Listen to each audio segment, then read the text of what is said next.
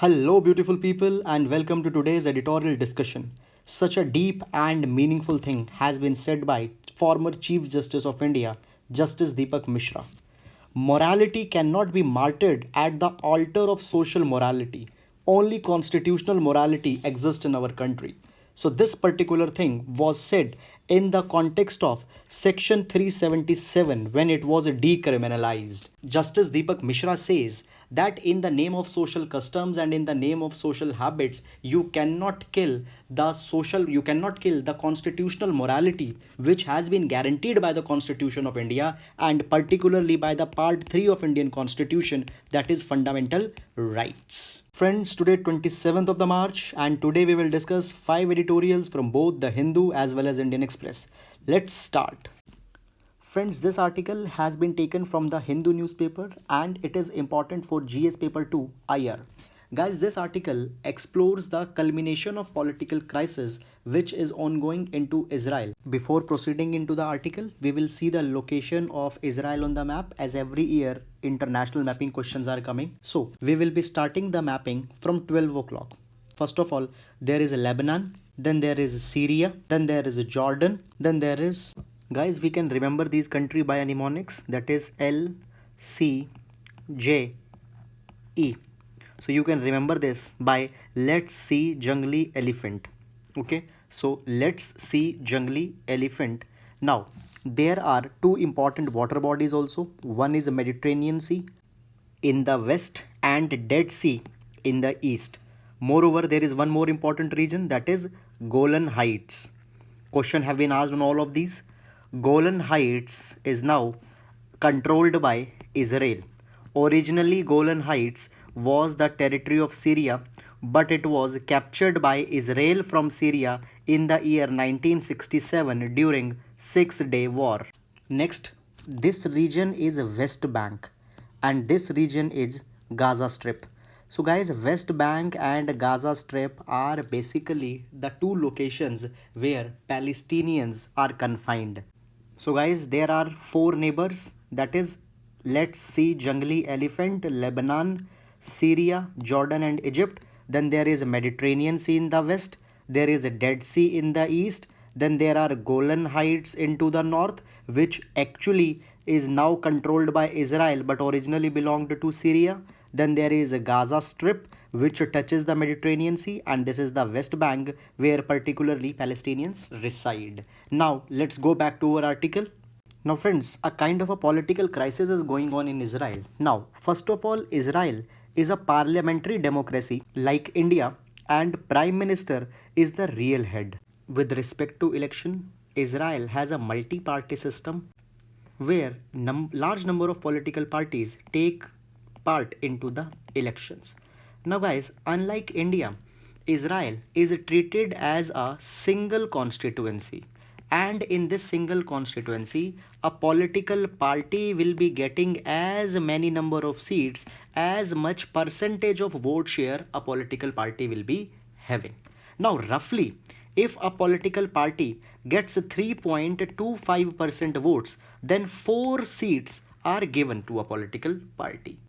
Now guys, Knesset is the legislative organ of Israel. As we have parliament in India, in Israel there is a Knesset which is 120 member body. So as in India, if we want to form government, 273 plus seats are needed. Similarly, if one wants to form government in Israel, he needs at least 61 seats. So 61 by 120 is the mark of majority. Now things were going good till late 2018 when the incumbent Prime Minister of Israel, Benjamin Netanyahu, declared the dissolution of assembly there and he ordered new elections. Now guys, 3 times elections have happened, that is April 2019, September 2019 and March 2020. But no government has been formed. Why? Because no political party is is able to reach the 61 mark. And guys, one fact I tell you, the history of Israel is such that never a single party had attained absolute majority, and always the political parties have made government on the basis of a coalition. But now conditions are such that the possibility of coalition is not being finalized. Now friends, Likud and Blue and White Party, these are the two largest parties of Israel, as we have Congress and BJP in India. Now Benjamin Netanyahu belongs to Likud party, who is the incumbent, who was the former incumbent prime minister, and the contender from Blue and White party is Benny Gantz. So, Benjamin Netanyahu's party again had scored 36 seats, and the Benny Gantz had scored 33 seats. So, again they had fell short of 61 mark. Now friends, though there are large number of political parties, but all the political parties are majorly divided in three groups. One are center right, other are center left, and the third is far right. So guys, the party of Benjamin Netanyahu, that is Likud party, belongs to center right, and the party of Benny Gantz belong to center left. Now, all the parties which belong to these two camps, they had made a kind of a coalition. And even after making that coalition, center-right parties are able to garner 58 seats, and center-left parties, they are able to get 55 seats. So still now coalition is not being made. Now, both the groups need even more support. So now they can approach the far right, and the name of this party is Yisrael Beitenu, which is led by Labormen. Now guys, there is again one problem. The condition of Labormen is such that neither the center right group nor the center left group is able to accept their conditions.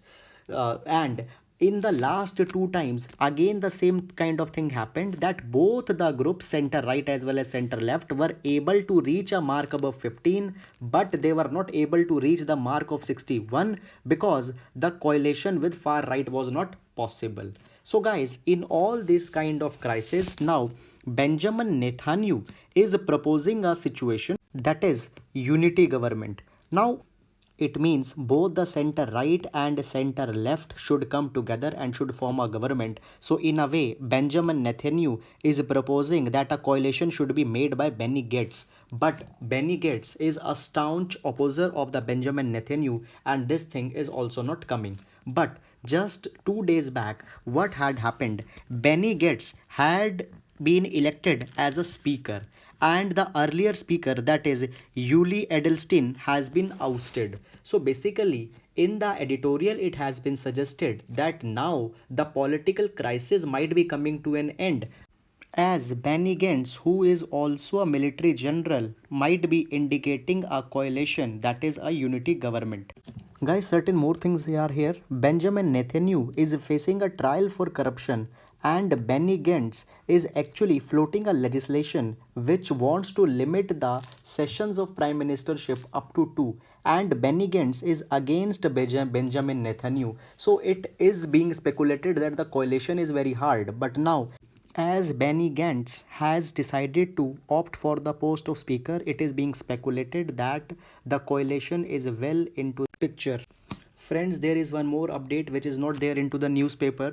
Just yesterday, finally, Benny Gantz has decided that he will be giving his support to Benjamin Netanyahu, and a unity government is now set to be formed.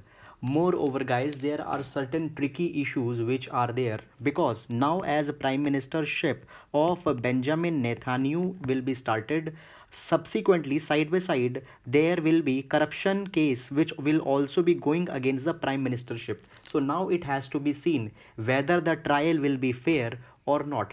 And at the same time, now a peace plan will be finalized between the US and Israel regarding the Palestinian issue. Now guys, into this particular thing, there is one more issue. See, this is a joint list. Now joint list is a political party which belongs to center left, and they had given their support to Benjamin Netanyahu, who belongs to center right. Now, this particular political party is sympathetic to the Palestinian issue, and whenever the peace agreement will be finalized, they might be posing an obstacle to the Benjamin Netanyahu. So again, there could be a slippery ground in times to come, but for now, a kind of a unity government has been formed. However, people are divided on this particular issue. There are certain people who are accusing Benny Gantz of betrayal of trust, but right now, seeing the pandemic of COVID-19, it was very much essential that a stable government should be formed, which has been achieved. So guys, this was all about this particular article. Please don't go much deeper into this, because then it will not be usable for our UPSC exam. Now we'll move to the next article. Guys, in this article, we will be taking editorials from two newspapers. One is the Hindu and other is the Indian Express. Guys, both of the editorials discuss about RBI's rate cuts and how they will be impacting Indian economy into the time of COVID-19. First of all, changes have been made on three fronts. That is, cost of capital has been reduced. It means now the money will become cheaper. Secondly, liquidity has been infused. It means that the more money will be pumped into the system.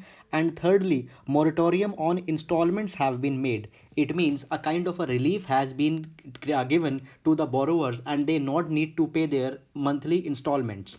Now, let's see the changes which have been done into the details. First of all, repo rate has been reduced by 75 basis points to the rate of 4.4%. Guys, repo rate is that rate at which Reserve Bank of India provides the money to the bank. Now, if repo rate will go down, it means the cost of capital to the bank will be reduced, and now banks will be in a position that they can give cheaper loans to the consumers. Guys, in such a way, consumers will take more money, and that money will be used either for the investment purpose, or that money will be used for the consumption purpose. In both the condition, a kind of a demand will be raised in an economy, and that thing will be pushing towards the production and all other related factors. Secondly, reverse repo rate has been reduced again by 90 basis points. Now guys, reverse repo rate is that rate at which banks give money to the Reserve Bank of India. Now, the reverse repo rate has also been reduced. So guys, this particular thing will act as a deterrent that banks should not park their money with the Reserve Bank of India. Rather, banks should give their money to the customers. Because if reverse repo rate will be cheaper, then banks will not be having an incentive to give money to the Reserve Bank of India. Rather, banks will be giving their money to those sectors which will give them higher interest rate, that is the customers. Third, there is a temporary hold of 3 months on the payment of installments for all the term loans. All the type of loans, their installment have been deferred. It could be a car loan, it could be a home loan, it could be a credit card bill. However, guys, one thing is to be noted here. A kind of the installments are being deferred, they are not being waived off. So at the end of the 3-month period, you need to pay your installments. However, the accounts will not be classified as NPA. Therefore, there will be no impact on the credit score of a consumer. Fourthly, cash reserve ratio has been cut by 100 basis points to 3%. Earlier, the cash reserve ratio was at 4%. Now guys, cash reserve ratio is a part of a deposit that bank has to keep with themselves as a reserve. For example, 100 rupee is coming to a bank. Some person has deposited 100 rupees. Then bank need to keep 3% of this money as reserve, and only 97% of amount could be given into the loan. Earlier, this ratio was 4%, but now it has been reduced to 3%. It means that now banks will be having excess capital, which now they can give back into the form of loan, which earlier was not available. So a substantial amount of money will be coming into banking channel by this particular means. So guys, by all these particular measures, 3.74 lakh crore rupees will be coming into the banking system. Directly 1.37 lakh crore rupees will only come from this particular step. So a substantial amount of money will be freed, and when this money will reach in economy, then the kind of a growth will be pushed by all these measures. Moreover, since February, government had also induced nearly 2.8 lakh crore rupees through various other schemes also. So cumulatively, a lot of liquidity has been induced into the system. Moreover, guys, the kind of steps which are being taken right now, they are unparalleled. Moreover, the pandemic and the crisis which economy is facing, it is also unparalleled. So the kind of steps are justified. Moreover, there are certain people who are saying that even more might needed to be done into the coming days. But Reserve Bank of India here is approaching a type of a controlled approach where where in phased manner the steps are being taken. Guys, if we ask that why these kind of initiatives have been taken, so there could be certain possible explanations. First of all, as financial condition of individual as well as firm is strained, they might not be able to pay back their installments, due to which NPA could rise substantially. So in order to tame this thing, a kind of a moratorium has been imposed, which is a kind of a step to stop the default on loan payments. Secondly, right now we can see that the system is cash starved, so therefore so that there could be an enough liquidity into the system, this kind of thing is being done. Moreover, guys, right now there could be a possibility that entire credit market, loan market could dislocate or could collapse if loans are still kept very highly priced. So therefore loans are being reduced in terms of their cost, so that loan market remains viable even in during this particular time. Moreover, guys, as the situation is fragile, a kind of a financial relief is being given by the Reserve Bank of India through all these kind of measures which we had seen. Moreover, all these things will reduce the anxiety and will instill a confidence into the businesses as well as individuals. And as the lockdown will be over, the businesses and the firms could resort to the loans, and a kind of a growth could be instilled in economy. However, guys, there are certain problems, or there could be a certain long-term problems could also be there. As huge liquidity is coming into an economy, there could be a problem of inflation, because whenever the supply of money will increase in an economy, there will be inflation. But right now our concern is to instill enough liquidity in the system, so that fragile economy could be placed back on the tracks. Moreover, as interest rates are being reduced, it could be problematic to the people who had invested their money into the fixed deposit accounts, because when interest rates will go down, even bank will pay lesser interest to the people who had deposited their money, so it could hurt the fixed deposit investors. Guys, the package which has been given by the Reserve Bank of India is impressive, but there could be certain even more steps which could have been taken. For example, government should still consider in expansion of the scope of cash transfers, as we have discussed yesterday on the lines of universal basic income. Government could explore universal cash transfers. Moreover, government should take care of unorganized and informal sector people, so some kind of relief should be given to them also, if we want to recover from the shock which are being given to economy by the COVID-19. So guys, this was all about this particular article. So friends, this article has been taken from the Indian Express, and the editorial discusses as what are the economic challenges in front of the government and what is the only way through which government can maneuver the particular challenge. So economic lockdown that has been imposed will be causing a huge impact on Indian economy, and according to article, within 21 days Indian economy will be losing approximately 4% of GDP. Now we need to dwell deeper into this particular issue and need to understand that this is not only the loss of income, But this particular episode will be reducing the purchasing capacity of the citizens, and due to this reduced purchasing capacity, the demand, or I can say that aggregate demand, will be further reduced, and because of this reduced aggregate demand, economy or the GDP will further go down, and a kind of a vicious circle will be created where one thing leads to other and the other thing leads to the first one. Now the next challenge is reduced financing activities by the foreign lenders. So guys, into the recent years, a substantial amount of funding is coming from the foreign lenders because of their cheap interest rates. But now, as global lockdown has been imposed, the funding will not be coming, due to which there will be a kind of a credit crunch into Indian capital market, and Indian corporates and Indian MNCs will be facing a shortfall of credit here. After that, a new kind of challenge emerges, that is challenge into the export sector of India.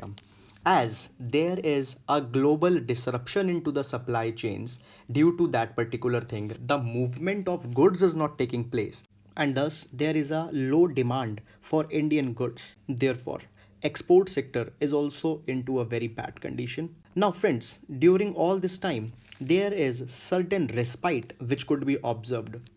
First of all, governments across the world, they are introducing fiscal stimulus. Now, what is a fiscal stimulus? Whenever an economy faces a kind of a slowdown, government deliberately pumps money into economy.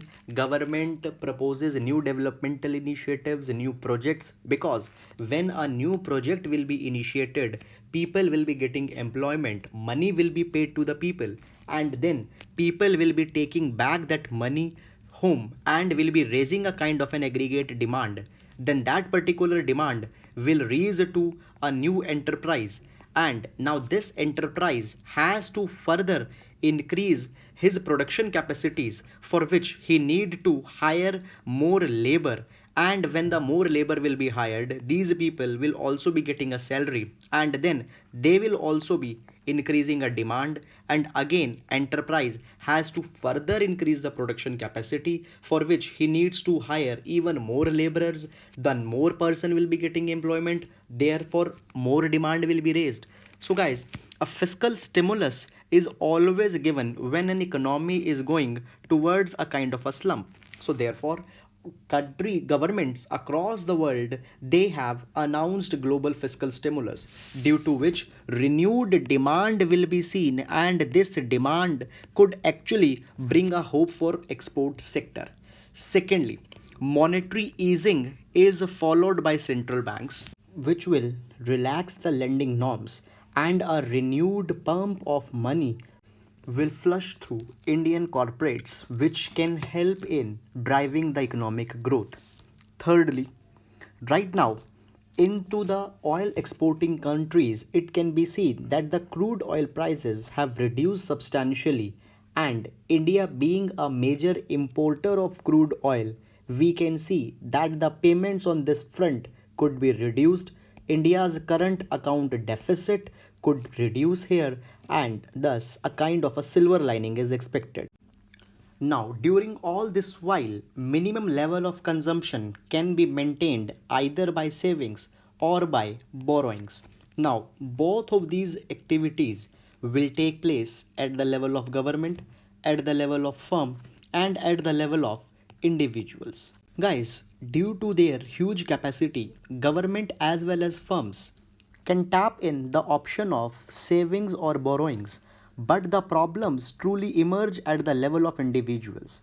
But in individuals, the salaried as well as self employed can use their emergency funds, but the actual sufferers will be the poor strata of society, as usually they don't have any buffer money, nor their borrowing capacity is at par with other salaried and self employed individuals. Moreover, the most vulnerable poors are the ones who are living into the urban areas, particularly the migrant workers. Because in India, it is often said that state might be weak, but the society is generous. if these people might not have been urban migrant, they could raise some minimum borrowings from their household, from their villages, but right now this is not the case with them. Therefore, at this time, a good move has been made by the government by announcing a relief package worth rupees 1.7 lakh crores. And as a part of this relief package, extra food grains over and above National Food Security Act, 5 kg extra food grains apart from this will be given.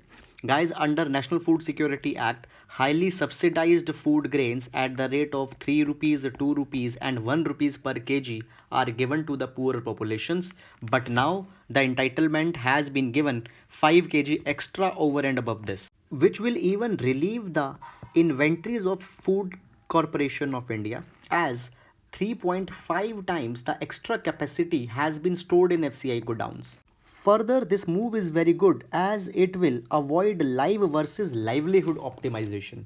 Now, what is this?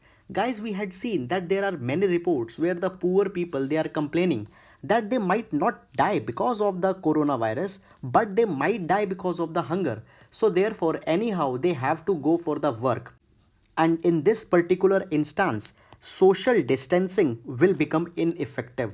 So guys, by releasing the extra entitlements, government is ensuring the people that they should not go out in the search of livelihood, as their food requirements will be met by the government.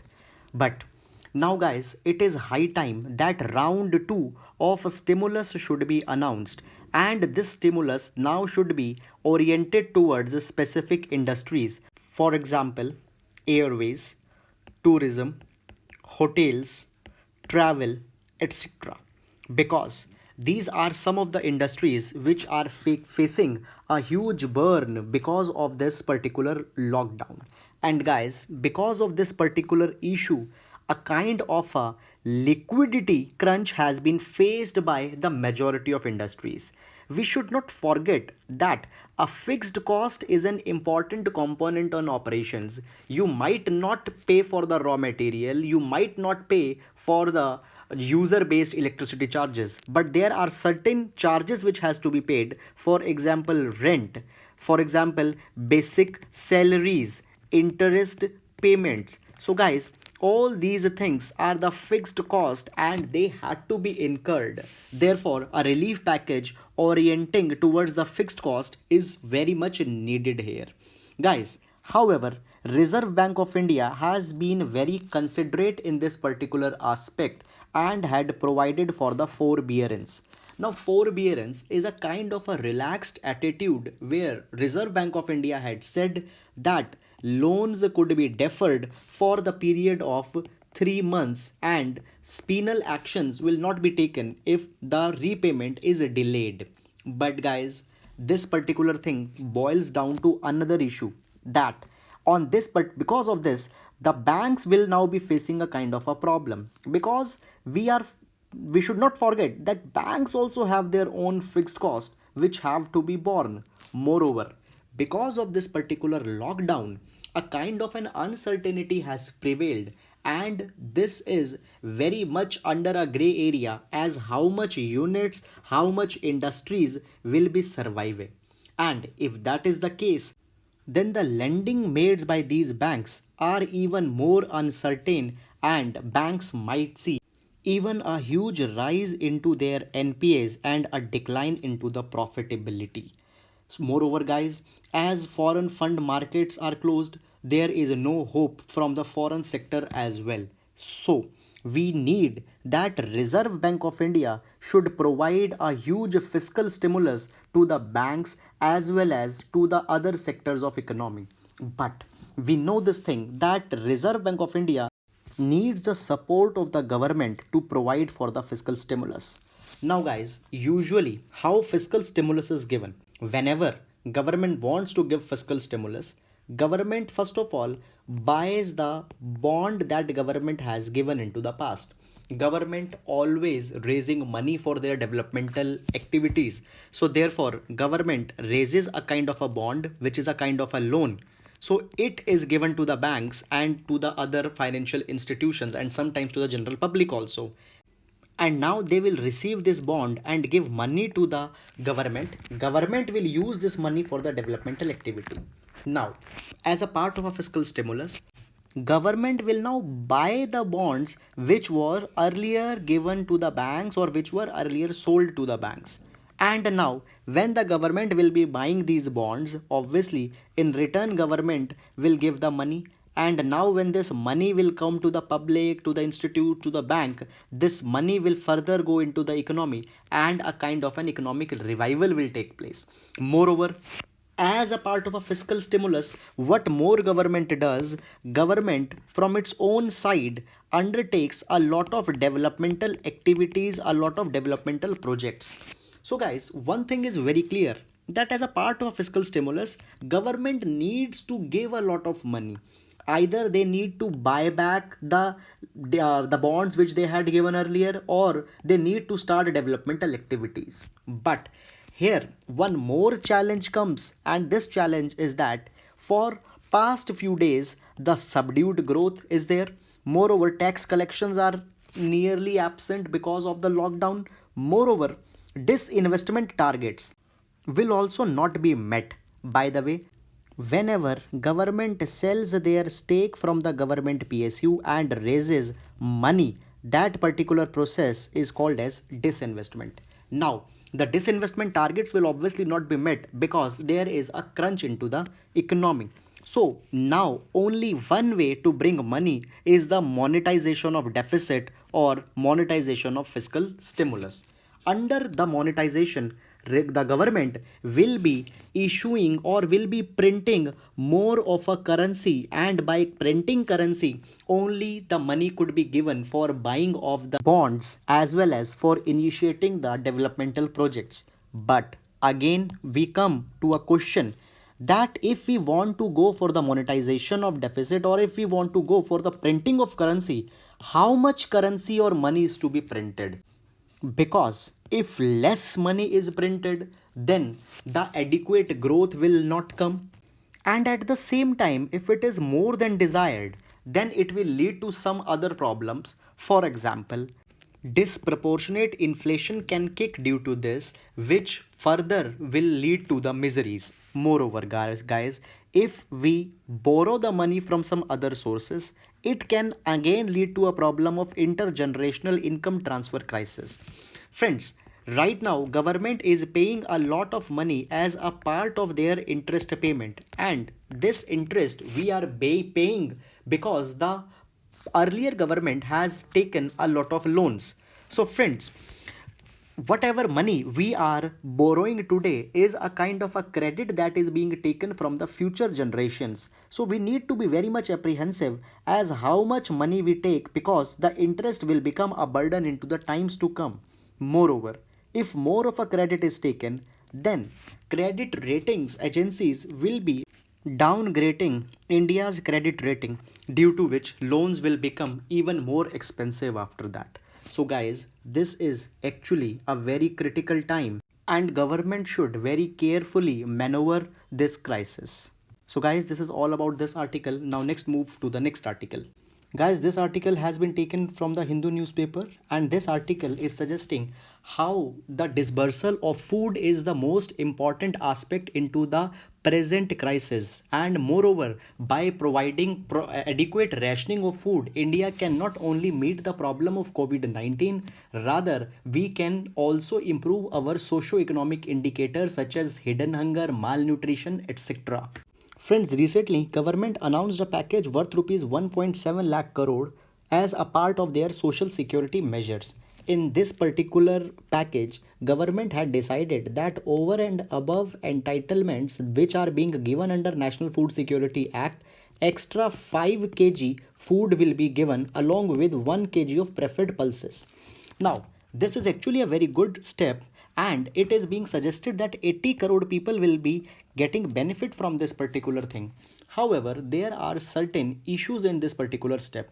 First of all, government by imposing a kind of a limitation had restricted the reach of this program.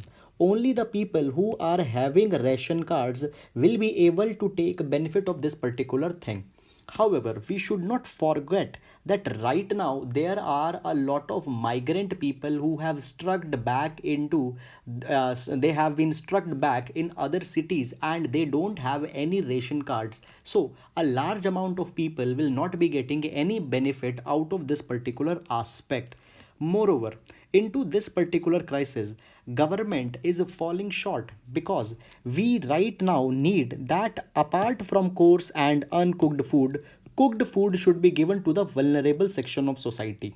Moreover, universal rationing is required, and what China has done, China as well as Kerala in India, they had expanded their food basket so that not only basic food requirements will be met, but rather their nutrition will be adequately be taken care of.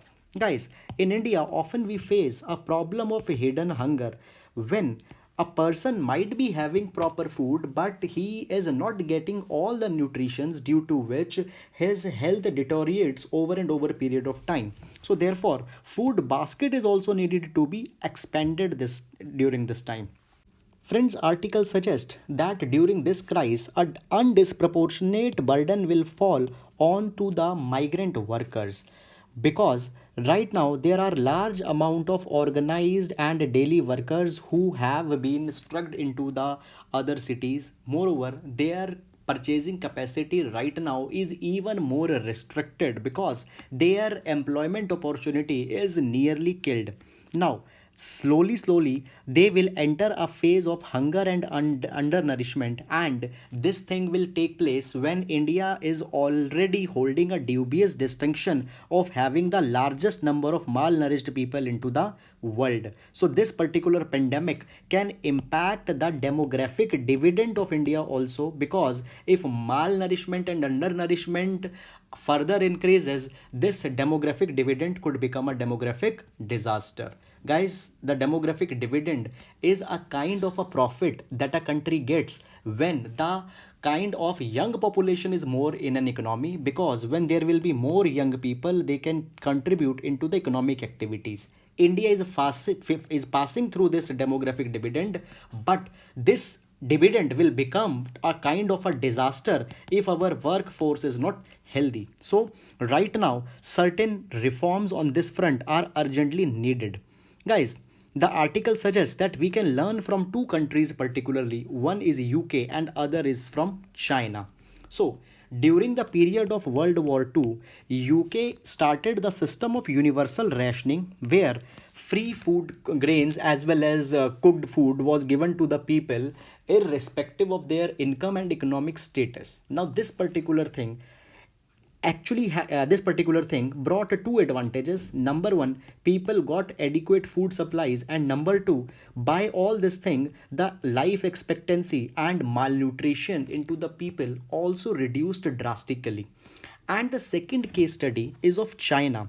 Now China recently, when it was facing the problem of COVID into Wuhan, they started to provide universal rationing to their people, which means free food will be given to all the people irrespective of their status. So guys, China, along with the help of their National Development Reform Committee, supplied huge food grains to all the people at their doorsteps.